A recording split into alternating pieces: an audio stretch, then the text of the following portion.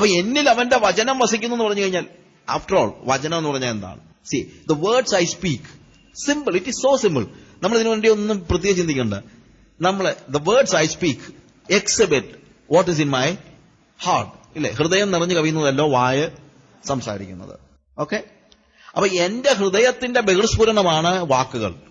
അങ്ങനെങ്കിൽ ദൈവത്തിന്റെ വചനം എന്താണ്? ദൈവത്തിന്റെ ഹൃദയത്തിന്റെ ബഹിർസ്ഫുരണം. റൈറ്റ്? ഓർത്താ വളരെ സിമ്പിൾ ആയത്. ദൈവത്തിന്റെ ഹൃദയത്തിന്റെ ബഹിർസ്ഫുരണമാണ് അവന്റെ വചനം. ആ വചനമാണ് എന്നിൽ വസിക്കുന്നതെങ്കിൽ എന്നിൽ വസിക്കുന്നത് ദൈവത്തിന്റെ ഹൃദയമാണ്. ഓ, എത്ര അത്ഭുതകരമായിരിക്കുന്നു അല്ലേ? So if his word abides in me, that means, God's heart is in me. It abides in me. I know what God desires. I know. ദൈവത്തിന് ഇഷ്ടം അറിയാന്ന് പറഞ്ഞു കഴിഞ്ഞാൽ ചോദിച്ചറിയുന്നതിനപ്പുറത്തെ ഒരു സ്റ്റേജ് ഉണ്ട്. Most of the time what happens, initial സ്റ്റേജിലാണ് നമ്മൾ ഈ ചെറിയ ചെറിയ ഇൻസ്ട്രക്ഷൻസ് കൊടുക്കുന്നത്. ഞാൻ ഒരിക്കലും ഹിമാചലിൽ ഇങ്ങനെ I was in prayer. I was just asking God, കർത്താവ്, പണ്ടൊക്കെ ആണെങ്കിൽ എന്ത് കാര്യം, 2000 കാര്യം ഞാൻ പറയുന്നു, എന്ത് കാര്യത്തിന് ഞാൻ നിന്നോട് ചോദിച്ചാൽ ഇങ്ങനെ മണിമണിയായിട്ട്, നമ്മുടെ ഭാഷ പറഞ്ഞു മണിമണിയായിട്ട് ഓരോന്ന് കർത്താവ് ഇങ്ങനെ പറഞ്ഞു തരും. അപ്പൊ അന്ന് ഞാൻ വലിയ പ്രതിസന്ധികളൊന്നും അല്ലെങ്കിലും I wanted to know about something. അപ്പൊ ഞാൻ കർത്താവ് ചോദിച്ചു, എന്താ അതിനകത്ത് ഞാൻ എന്താ ചെയ്യേണ്ടത്? പക്ഷെ കർത്താവ് ആൻസർ ഒന്നും പറഞ്ഞില്ല. അപ്പൊ ആൻസർ ഒന്നും പറയാതിരുന്നപ്പോഴത്തേക്ക് ഞാൻ കർത്താവിനെ ചോദിച്ചു, ഇതിന് നീ നേരത്തെ ഒക്കെ എന്തെങ്കിലും ചോദിച്ചാൽ ഉടനെ തന്നെ എല്ലാത്തിനും ആൻസർ വരുവാണെങ്കിൽ ഇതെന്ത് ഇപ്പൊ നീ എന്നെ ഒന്നും മിണ്ടാത്തെ? എന്നെ കർത്താവ് പറഞ്ഞു, നീ കൊച്ചായിരുന്നപ്പം നീ റോഡിലൂടെ നടക്കാൻ പോകുമ്പോൾ നിന്റെ അപ്പൻ നിന്നോട് പറയുമായിരുന്നു, എടാ മോനെ, പോകുമ്പോൾ നീ ആദ്യം റോഡ് ക്രോസ് ചെയ്യുമ്പോൾ അവിടെ നിന്ന് ആദ്യം ഇടത്തോട്ട് നോക്കണം, പിന്നെ വലത്തോട്ട് നോക്കണം, എന്നിട്ട് 2 സ്ഥലത്ത് നിന്നും വണ്ടി വരുന്നില്ല എന്ന് ഉറപ്പുവരുത്തിയതിനു ശേഷം വേണം ക്രോസ് ചെയ്യാൻ. അതിനുശേഷം അവിടെ ചെന്ന് കഴിഞ്ഞിട്ട് അപ്പുറത്ത് ചെന്ന് കഴിഞ്ഞിട്ട് നീ റോഡിന്റെ വലതുവശം ചേർന്ന് നടക്കണം എന്ന് 100 കൂട്ടം കാര്യങ്ങൾ പറഞ്ഞായിരിക്കും ഇവിടുന്ന്. എന്തുകൊണ്ടാ? നീ കൊച്ചായിരുന്നു. പക്ഷെ ഇപ്പം നിന്നോട് അതുപോലെ പറഞ്ഞു കഴിഞ്ഞാൽ നിനക്ക് ദേഷ്യം. എനിക്കത് അറിയത്തില്ല, നീ ചോദിക്കത്തില്ലേ? നമ്മള് കോളേജ് പഠിക്കുന്ന ചെറുക്കനോട് എന്താ ഇങ്ങനെ ഓരോന്നിനും മറ്റുള്ള കാര്യങ്ങൾക്കും ഇൻസ്ട്രക്ഷൻസ് കൊടുത്തോണ്ടിരുന്നു കഴിഞ്ഞാൽ അവൻ നമ്മളെ ചെയ്ത് വിളിക്കത്തില്ല, ഇല്ലേ? കാര്യം എന്താണെന്നറിയാമോ? അവൻ മച്ചുവറായി കഴിയുമ്പോൾ ഇതൊക്കെ അവൻ പഠിച്ചിരിക്കണം. പിന്നെ ആദ്യമൊക്കെ എന്ന് പറഞ്ഞു കഴിഞ്ഞാൽ നമ്മൾ കുഞ്ഞുങ്ങളോട് ഓരോ ചെറിയ കാര്യങ്ങൾ പറയുമ്പോഴും എന്താ പറയുന്നത്? അവർക്കെല്ലാം ഇൻസ്ട്രക്ഷൻസ് കൊടുത്തോണ്ടിരിക്കും. പക്ഷെ പ്രായമായി വരുമ്പോഴത്തേക്ക് നമ്മൾ പിള്ളേരുടെ അടുത്ത് വരുമ്പോഴത്തേക്ക് നിനക്കറിയാമല്ലോ, ചില നമ്മൾ പറയും, അല്ലേ, നിനക്കറിയത്തില്ലേ? അപ്പൊ കർത്താവ് പറഞ്ഞത്, നീ ഇത്രയും നാൾ എന്നോട് നടന്നിട്ട് എന്റെ ഹിതം എന്താണെന്ന് ഞാൻ പറഞ്ഞാലേ നിനക്കറിയത്തുള്ളൂ. എന്നോട് കർത്താവ് ചോദിച്ച ചോദ്യമാ, എന്തൊരു കഷ്ടമായത് ഇപ്പോഴും നീ ഓരോന്നിനും എന്റെ അടുത്ത് വന്നിട്ട് ഇങ്ങനെ അതെങ്ങനാ ഇതിങ്ങനാ എന്ന് ചോദിച്ചുകൊണ്ടിരിക്കുന്നത്. That means do you think that you are abiding in me? നീ എന്നിൽ വസിക്കുന്നെന്ന് ഞാൻ എന്റെ വചനം നിന്നിൽ വസിക്കുന്നതിന് കുഴപ്പമുണ്ടോ? ഉണ്ടെങ്കിൽ പിന്നെ എന്തിങ്ങനെ ചോദിച്ചുകൊണ്ടിരിക്കുന്നത്? അപ്പോൾ ഓരോ പ്രാവശ്യവും ചോദിച്ചുകൊണ്ടിരിക്കുന്ന ഒരു ഇനീഷ്യൽ സ്റ്റേജാണ്. പക്ഷേ കുറച്ച് കഴിയുമ്പോൾ ഉണ്ടാകുന്നതെന്നറിയാമോ? നമ്മൾ അവനിലും അവന്റെ വചനം നമ്മളിലും വസിക്കുകയാണെങ്കിൽ അവന്റെ ഹൃദയമാണ് എന്നിൽ വസിക്കുന്നത്. അവന്റെ ഹൃദയം എന്നിൽ വസിക്കുന്നെങ്കിൽ പിന്നെ എന്ത് ചെയ്യേണ്ടി വരുന്നില്ല എനിക്ക്. ഓരോന്നിനും ദൈവത്തോട് ആലോചന ചോദിക്കേണ്ടാത്ത ഒരു സ്റ്റേജിലേക്ക് ഞാൻ വരുന്നു. അതൊരു മച്വർ സ്റ്റേജാ. പക്ഷേ കർത്താവ് പറയുന്ന ആ മച്വർ സ്റ്റേജിലേക്ക് നിങ്ങൾ വളരണം. ഇത് ഏതെങ്കിലും ഒരു സ്പെഷ്യൽ ഗ്രൂപ്പിന് വേണ്ടി കൊടുത്തിരിക്കുന്നതല്ല. അതങ്ങനെ ചിന്തിക്കരുത്. നമുക്ക് പലപ്പോഴും ഉണ്ടാകുന്ന വലിയ പ്രശ്നം, ഞാൻ പ്രേരണ സെമിനാറിൽ തന്നെ കഴിഞ്ഞ പ്രാവശ്യം പറഞ്ഞതാണ്, ഈ സൂപ്പർ സ്റ്റാർ എഫക്ട് നമ്മുടെ ചർച്ചസിന് അങ്ങ് ഭയങ്കരമായിട്ട് വർദ്ധിച്ചിട്ടുണ്ട്. അതായത് വന്ന് പ്രസംഗിക്കുന്നവരും ഒക്കെ പറയുന്നത് ഇതൊക്കെ സഹോദരന്മാരെ ഇതൊക്കെ വലിയ പ്രയാസമുള്ള കാര്യമാണ്, ഞങ്ങളെപ്പോലുള്ള ചില ആളുകൾ മാത്രമേ ഇതൊക്കെ പറ്റുള്ളൂ, നിങ്ങൾക്കൊക്കെ ഇതൊക്കെ പറ്റണമെങ്കിൽ ഒത്തിരി സമയം എടുക്കും. അങ്ങനെയൊന്നുമില്ല.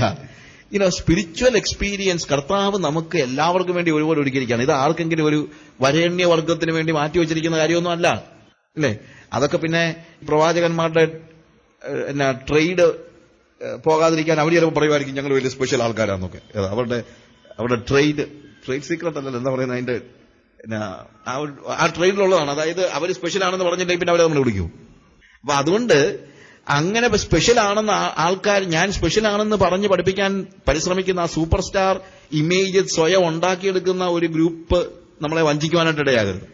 അപ്പൊ ഇത് പറയുമ്പോഴത്തേക്ക് ഡോൺ സേ, ഞാൻ ആദ്യം തന്നെ പറഞ്ഞാണ്, ഇതൊക്കെ ഞങ്ങൾക്കൊന്നും ഉള്ളതല്ല, ഇതൊക്കെ വലിയ വലിയ ആളുകൾക്കുള്ളത്, അത് ദൈവത്തോട് വളരെ അടുത്ത് കഴിയുന്ന ആളുകൾക്കുള്ളത്, ഇതൊക്കെ നമുക്ക് പിന്നെ ഇതൊക്കെ കേട്ടേച്ചങ്ങ് പോകാം. അങ്ങനല്ല, കേട്ടേച്ച് പോകാനായിട്ട് ആരും ഇവിടെ വന്നിരിക്കേണ്ട, ചെയ്യാൻ മനസ്സില്ലാത്തൊരു ആരും ഇവിടെ വന്നിരിക്കേണ്ട കാര്യമൊന്നുമില്ല. ഇത് നമുക്ക് എല്ലാവർക്കും ഒരുപോലെ ഉള്ളതാണ്. അതായത് if you abide in him and if his word abides in you, നിങ്ങൾ അവനിലും അവന്റെ വചനം നിങ്ങളിലും വസിക്കുന്നെങ്കിൽ അവന്റെ ഹൃദയം നിങ്ങളിലേക്ക് അവൻ പകർന്നു തന്നിരിക്കുകയാണ്. അപ്പോൾ നമ്മുടെ ഇച്ഛകളെ ശുദ്ധീകരിച്ച് എന്താണ്, അവന്റെ ഇഷ്ടം പോലെ തന്നെ നമ്മുടെ ഇഷ്ടമാക്കി തീർക്കുന്ന ഒരു സ്റ്റേജിൽ നമ്മൾ വരുമ്പോൾ നമ്മുടെ ഇഷ്ടങ്ങളെ നിർവഹിച്ചു തരുവാൻ അവൻ കഴിയും. ആ വചനം, അതുകൊണ്ടാണ് അവിടെ പറയുന്നത് എന്താണ്, എന്റെ വചനം നിങ്ങളിൽ വസിച്ചാൽ. ദൈവത്തിന്റെ വചനം എന്ന് പറയുന്നത് ദൈവത്തിന്റെ ഹൃദയമാണ്. എന്റെ വാക്കുകൾ എന്റെ ഹൃദയമായിരിക്കുന്നത് പോലെ ദൈവത്തിന്റെ വചനം എന്ന് പറയുന്നത് ദൈവത്തിന്റെ ഹൃദയമാണ്. So God's word abides in me. ആ ഒരു സ്റ്റേജിലേക്കുള്ള ഒരു വളർച്ച നമുക്ക് അത്യന്താപേക്ഷിതമാണ്. The best way to abide in him is to allow his word to abide in you. ഏറ്റവും അവനിൽ വസിക്കാൻ നമുക്ക് സഹായകമാകുന്നത് അവന്റെ വചനത്തെ നമ്മളിൽ വസിക്കാൻ നമ്മൾ ഏൽപ്പിച്ചു കൊടുക്കുന്നതാണ്.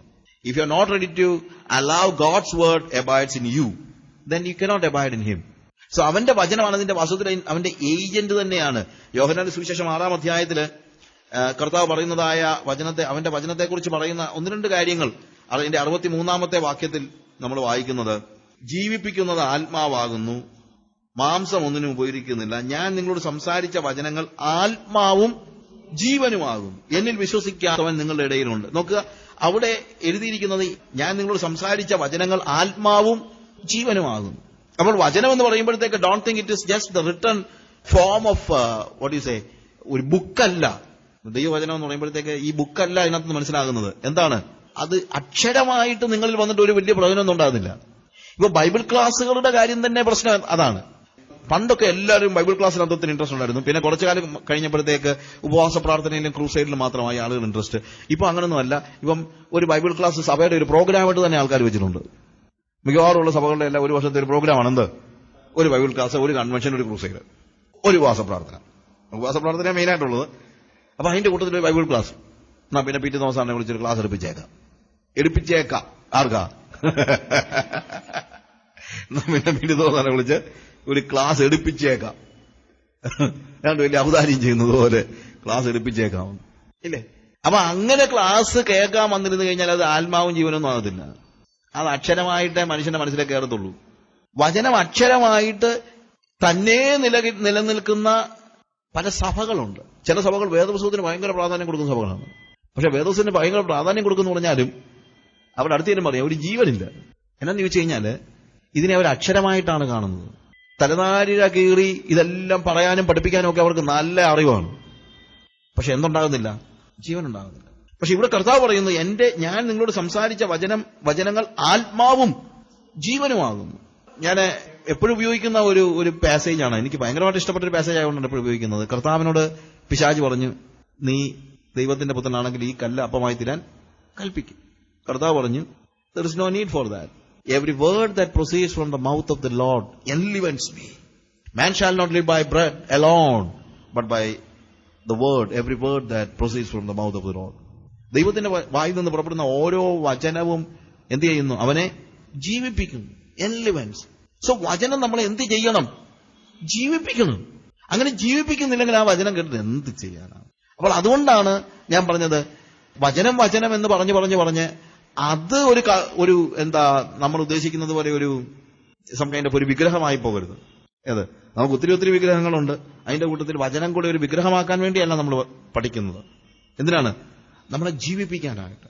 അത് ജീവനായിട്ട് പരിണമിക്കണം അല്ലേ? നമ്മൾ വചനം ജീവനായിട്ട് പരിണമിക്കണം.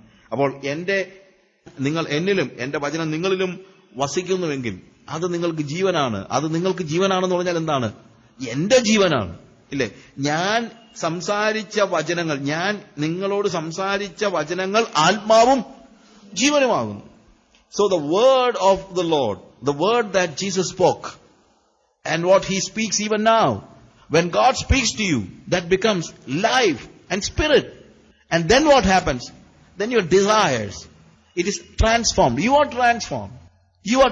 നമ്മൾ രൂപാന്തരപ്പെടുകയാണ്. അങ്ങനെ രൂപാന്തരപ്പെട്ട് കഴിയുമ്പോഴത്തേക്ക് നമ്മളുടെ ഇച്ഛകളും രൂപാന്തരപ്പെടുകയാണ്, നമ്മുടെ ഇഷ്ടങ്ങളും രൂപാന്തരപ്പെടുകയാണ്, നമ്മുടെ ആഗ്രഹങ്ങൾ രൂപാന്തരപ്പെടുകയാണ്.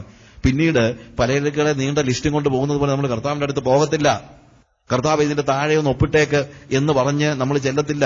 അവിടെ പറയുന്ന, കർത്താവേ, I just want to know your will and I am ready to do that. കർത്താവേ, ചിലപ്പോൾ പറയാറുണ്ട്, ഞാൻ സാധാരണ ഒരു ഫ്രേസ് പറയാറുള്ളൊരു കാര്യമാണ്. See, normally prayer, what we do, we just make a list and ask God to sign under it. But it is something different. Prayer is something that you are giving a white paper, a signed white paper, and you are giving it to the Lord and ask God to do or write His will. ശരിക്കും അതാണ് നമ്മൾ അവന്റെ നമ്മുടെ ഇഷ്ടങ്ങളെല്ലാം എഴുതിയിട്ട് കർത്താവെ sign ചെയ്യണമെന്ന് പറയുന്നതല്ല. ഒരു സൈൻ ചെയ്ത പേപ്പർ ദൈവത്തിന്റെ അടുത്ത് കൊണ്ട് കൊടുത്തിട്ട് പറയാണ്, കർത്താവെ നിന്റെ ഇഷ്ടം ഇതിൽ എഴുതണമേ, ഞാൻ സൈൻ ചെയ്തിരിക്കുകയാണ്. നമ്മൾ ദൈവത്തെ കൊണ്ട് സൈൻ ചെയ്യുന്നതിന് പകരം നമ്മൾ സൈൻ ചെയ്ത് കർത്താവിന്റെ കൊടുത്തിരിക്കുകയാണ്. അവൻ എന്തോ വേണമെങ്കിലും എഴുതാം. ഓക്കെ, അപ്പോഴാണ് നമ്മുടെ ഇഷ്ടം അവന്റെ ഇഷ്ടമായി തീരുന്നത്. അപ്പോഴാണ് അവനെ നമുക്ക് പ്രസാദിപ്പിക്കാൻ കഴിയുന്നത്. അപ്പോഴാണ് നമ്മുടെ പ്രാർത്ഥന ഫലവത്തായി തീരുന്നത്. അപ്പോൾ വചനത്തിൽ നമ്മൾ എന്ത് ചെയ്യണം? നമ്മൾ അവനിലും അവന്റെ വചനം നമ്മളിലും. പ്രാർത്ഥനയും വചനവും ഒരുമിച്ച് പോകണം. പ്രാർത്ഥനയും വചനവും ഒരുമിച്ച് പോകണം. ജോർജ് മുള്ളർ സാധാരണ പറയാറുണ്ട്, when I want to pray, I just read the Bible and finally, a prayer comes to my heart and I just pray. ഞാൻ പ്രാർത്ഥിക്കാനിരിക്കുമ്പോൾ ആസ്വാദ്യം ചെയ്യുന്നത് I read Bible, ഞാൻ വചനം എടുത്ത് വായിക്കുന്നു. അങ്ങനെ വായിച്ച് കർത്താവിനോട് സംസാരിക്കുന്നു. കർത്താവിനോട് സംസാരിക്കുമ്പോൾ അതിന്റെ ഭാഗമായിട്ട് ഞാൻ അങ്ങ് പ്രാർത്ഥിച്ചു പോകുന്നു. സോ വചനത്തിൽ നിന്നാണ് എന്റെ പ്രാർത്ഥന ഉണ്ടായി വരുന്നത്. അതായത് വചനം വായിച്ചേച്ച് പെട്ടെന്ന് ഓടിപ്പോകാനുള്ള ഒരു ധൃതിയിൽ നിന്ന് കഴിഞ്ഞാൽ ഒരിക്കലും വചനത്തിൽ നിന്ന് പ്രാർത്ഥന രൂപപ്പെട്ട് വരുത്തൊന്നുമില്ല. So when you sit with your Bible, പ്രാർത്ഥന ഉരുവാകും. ദൈവവചനമാകുന്ന ഒരു ഫ്രേസ്, ദൈവവചനമാകുന്ന ഉപകരണത്തിലൂടെയാണ് പ്രാർത്ഥന ഉരുവാകുന്നത്. വചന വായനയിൽ പ്രാർത്ഥന രൂപം കൊള്ളുകയാണ്. അങ്ങനെ വരുമ്പോൾ പ്രാർത്ഥനയുടെ രചയിതാവ് തന്നെ ദൈവമായിട്ട് വരും. എന്റെ പ്രാർത്ഥന എഴുതുന്നത് ആരാണ്? ദൈവമാണ്. അതാണ് ശരിക്കും പറഞ്ഞു കഴിഞ്ഞാൽ പ്രാർത്ഥന എന്ന് പറയുന്നത്. അപ്പോഴെന്താണ് ഞാൻ പ്രാർത്ഥിക്കുന്നത്? അവന്റെ ഇഷ്ടമായിരിക്കും ഞാൻ പ്രാർത്ഥിക്കുന്നത്. പക്ഷെ അവന്റെ ഇഷ്ടം എന്റെ ഹൃദയത്തിലൂടെ ഇറങ്ങി വരുന്നത് കൊണ്ട് അത് എന്റെ ഇച്ഛയുമാണ്. വചനത്തിലൂടെ അവന്റെ ഇഷ്ടം എന്നിലേക്ക് ഇറങ്ങി കയറി വരുന്നു. അല്ലെങ്കിൽ his desire comes to my heart and that creates a prayer, and then I just pronounce it, and what happens? That becomes my desire. But അടിസ്ഥാനപരമായി ഇത് ആരുടെ ഡിസയറാണ്? God's desire. സോ പ്രാർത്ഥനയുടെ രചയിതാവ് തന്നെ ദൈവമായി തീരുന്ന ഒരു സ്റ്റേജ്. ആററ്റോട് പറഞ്ഞൊരു വാചകം, ദൈവവചനമാകുന്ന അഗ്നി കൊണ്ട് പ്രാർത്ഥനയാകുന്ന അഗ്നി കത്തിക്കുമെങ്കിൽ നമുക്ക് പ്രാർത്ഥനയിൽ ഒരു വിഷമതകൾ ഉണ്ടാകില്ലെന്ന്. ദൈവവചനമാകുന്ന അഗ്നി കൊണ്ട് പ്രാർത്ഥനയുടെ അഗ്നി കത്തിക്കുകയാണെങ്കിൽ, വചനം വായിച്ച് നമ്മൾ ചില 10 മിനിറ്റ് ആയിരിക്കും വചനം വായിക്കുക, അല്ലെങ്കിൽ കുറച്ച് സമയം we are reading Bible and then all of a sudden with that fire we just അങ്ങോട്ട് നമ്മൾ പ്രാർത്ഥനയുടെ തിരിക്ക് തീ കൊളുത്തുകയാണ്. പ്രാർത്ഥനയുടെ തിരിക്ക് തീ കൊളുത്തുന്നത് എന്ത് തീയും കൊണ്ടാണ്? വചനത്തിന്റെ തീ കൊണ്ട്. അപ്പൊ പിന്നെ പ്രാർത്ഥനയിൽ നമുക്ക് യാതൊരു വിഷമതകളും ഉണ്ടാവുകയില്ല എന്ന് പറയുകയാണ്. അതുകൊണ്ടാണ് ക്രിസ്തുവിൽ വസിക്കുന്നവന്റെ ഇച്ഛകളെ ദൈവം എന്ത് ചെയ്യുന്നു? അവന്റെ വചനം നമ്മിൽ ആക്കിക്കൊണ്ട് അവന്റെ ഇഷ്ടം എന്നിലേക്ക് ഇംപ്ലാന്റ് ചെയ്ത്, ഞാൻ അവനോട് വസിക്കുമ്പോഴത്തേക്ക് എന്താണ്? എന്നിലേക്ക് അവന്റെ ജീവരസം ഒഴി വരുന്നത് പോലെ, എന്നെ ജീവിപ്പിക്കുന്നത് പോലെ അവന്റെ വചനം ജീവനും ആത്മാവുമായി തീരുന്നത് കൊണ്ട് naturally what happens? His desire becomes my desire, and when I pray my desires, it is not my desire. In fact, it is God's desire, and really God doesn't have any problem to fulfill His desires. അപ്പൊ 1 യോഹന്നാൻ 5:17 നമ്മൾ വായിച്ച ഭാഗവും യോഹന്നാൻ 15:7 ഭാഗത്ത് വായിച്ച വാക്യവും നമ്മളിൽ ഒരു വ്യത്യാസം ഉണ്ടാകുന്നില്ല, ഇല്ലേ? You understand? ആദ്യം നമ്മൾ പറഞ്ഞു അവന്റെ ഇഷ്ടം പ്രാർത്ഥിക്കുകയാണെങ്കിൽ നമുക്ക് കാര്യങ്ങൾ സാധിച്ചു വരും. ഇവിടെ പറയാണ്, നീ പ്രാർത്ഥിക്കുന്ന നിന്റെ ഇച്ഛകൾ നീ ദൈവത്തിൽ അറിയിച്ചു കഴിഞ്ഞാൽ നിന്റെ ഇച്ഛകൾ കർത്താവ് സാധിച്ചു തരും. പക്ഷെ അതിനിടയ്ക്കൊരു കാര്യമുണ്ട്. എന്ത്? നമ്മൾ അവനിൽ വസിക്കുകയും അവന്റെ വചനം നമ്മളിൽ വസിക്കുകയും അവന്റെ ഹൃദയം നമ്മളിലേക്ക് പകരപ്പെടുകയും അങ്ങനെ ഫൈനലി എന്താ സംഭവിക്കുന്നത്? അവന്റെ ഇഷ്ടങ്ങൾ എന്റെ ഇഷ്ടങ്ങളായി തീരുകയും ചെയ്യുന്ന ഒരു സ്റ്റേജ്. ഹല്ലേലൂയ! അതാ പ്രാർത്ഥനയിൽ നമ്മൾ ഓർക്കേണ്ടതായ ഏറ്റവും പ്രധാനപ്പെട്ട കാര്യം.